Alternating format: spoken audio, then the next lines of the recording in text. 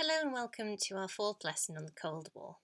Today we're not going to be looking at an event, but we're going to be looking at something that happened throughout the entire Cold War. Today's lesson is all about spying. So we're going to understand why the USA and the USSR conducted spying, or espionage, and describe three famous spy incidents. So firstly, why did the two sides spy? Well, during the Cold War, there was very little communication between East and West. They were both hostile to each other, so they weren't kind of sharing technologies or anything like that. Now, they were both scared that the other side was going to have developed new military tactics or new military technologies which would allow them to gain superiority. So that they would develop new weapons that would mean they were better than the other side. This meant both sides would spy on each other in order to find those new weapons or kind of what their plans were. They both wanted to gather information about their rival, and particularly about the army and weaponry they had at their disposal. They each did this because they believed it was important for their own national security. Now, the main job of a spy was to gather information about the enemy, but they could also be sent to sabotage weaponry, even assassinate important political opponents. Therefore, spying could be a really dangerous job. If you were caught spying, you were likely to end up in prison for a very long time. Remember, if you were in Russia, that would mean in the gulags as well. Or it could even mean that you would be killed. So, spies took a huge risk. They had to hide their identity, go undercover inside enemy territory, and they really needed good, strong nerves of steel. Now, it's important that we know the word espionage. I'm going to keep on saying it. So, espionage is kind of the fancy word for spying.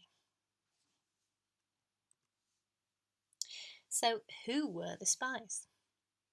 Each side created their own spying agency. Now, in America, they hadn't really had a spying agency before the Cold War. They'd had a form of spy agency occur during World War II. But this then develops into the CIA, created in 1947. So in America, the spying agency is called the CIA, or Central Intelligence Agency. Russia had a much longer history of spying on its own people, actually, because Tsarist Russia, when there had been a king of Russia, they had had the Okhrana, which used to spy on everyone. And then when it became a communist country, back in 1917, they had their own spying system known as the Cheka. This then became the NKVD, which then became the KGB. So the KGB were a spying agency, and it translates to the Committee for State Security.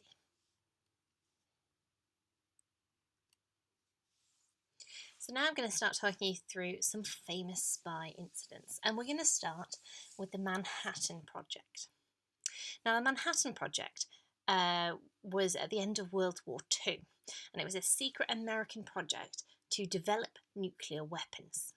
So it was still during World War II that the Manhattan Project took place. They were successful and created the atomic bomb, which of course they used at Hiroshima and Nagasaki to end World War II in 1945. Now, the atomic bomb was the very first nuclear weapon.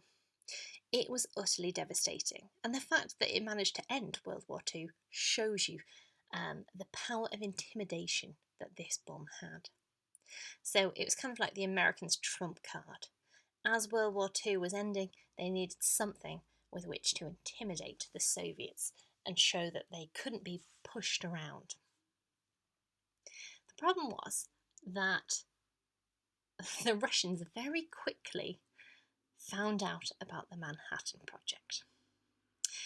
They infiltrated the project, they had scientists on it who were giving them secrets, and so they stole lots of the scientific research that the Americans were doing. This means that very quickly after World War II, the Russians were able to develop their own atomic bomb.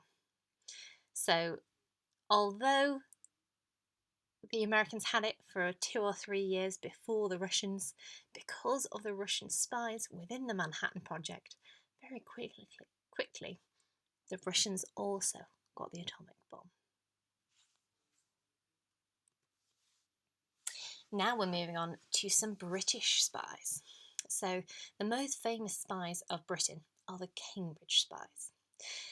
Now, back in the 1930s, there were 5 men at Cambridge University.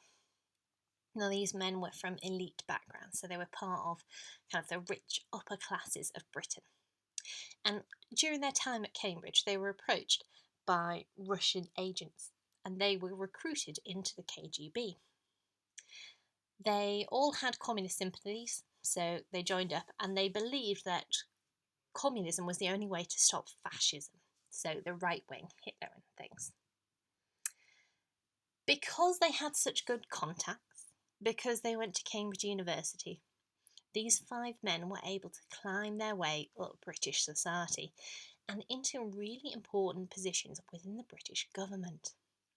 One, Anthony Blunt, even became surveyor of the Queen's pictures, so he actually had access to the Queen herself. That's how far up British society they got.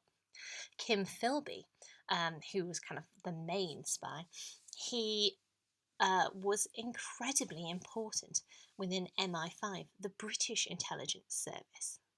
So these men managed to get right to the heart of British government and get access to all Britain's secrets. They then passed those on to Russia through the KGB. In fact, they passed so much relevant, important information, the KGB actually started to think, surely these men can't actually be telling the truth. They were passing that volume of information. Eventually, the spies were found out, but they'd been working for about 20 years by that point. So a huge amount of information, especially during World War II, was passed by these men. 2 of the spies, realising that they were going to be found out, fled to the USSR. We call it defecting. And the others, amazingly, either went undetected for a little bit longer or made deals with the British government in order to stay in Britain.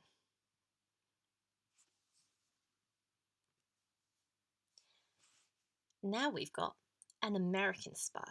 So our last 2 spies have been about the Russians infiltrating the West, but here we've got the Americans doing some spying.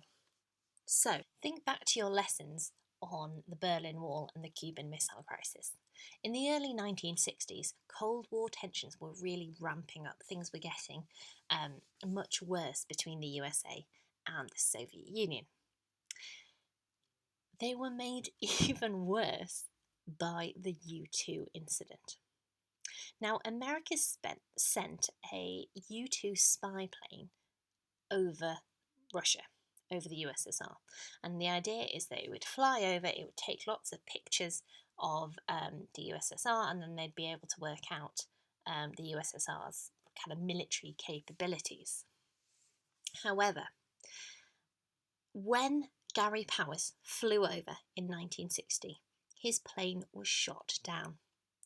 The Soviets quickly captured him and he was convicted of espionage and he was sentenced to 10 years of hard labour.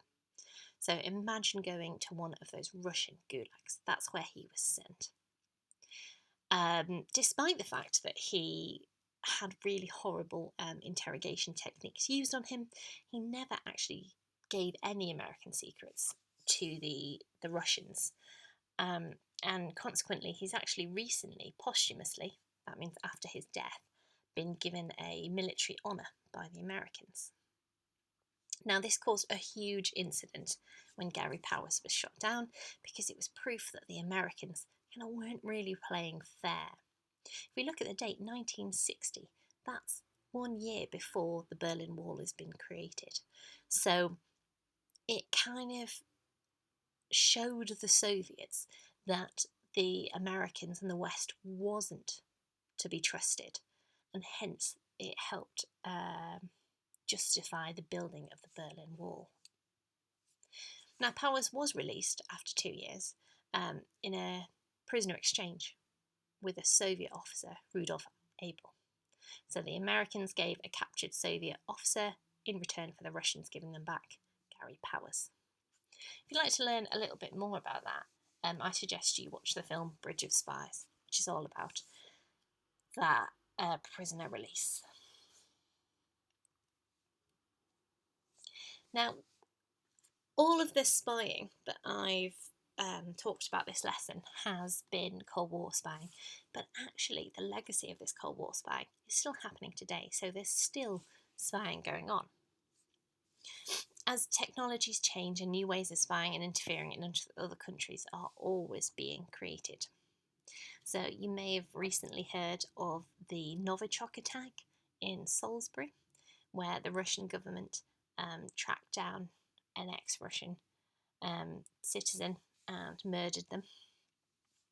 We've also got this happening with Alexander Litvinenko, who was poisoned in London when he was given some tea with radioactive material in it. And it's not even just Russia.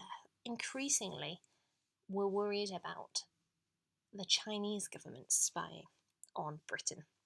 And you may have heard that recently MPs have raised concerns over the Chinese firm Huawei having access to British telecoms infrastructure. So that's like your mobile phones and your internet, because it's thought that perhaps they would use this to spy on us and read our emails and things.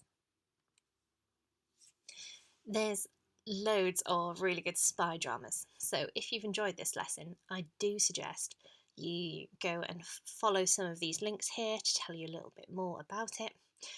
Really recommend the Cold War History Bomb. That's fantastic. It'll give you a great overview of the Cold War.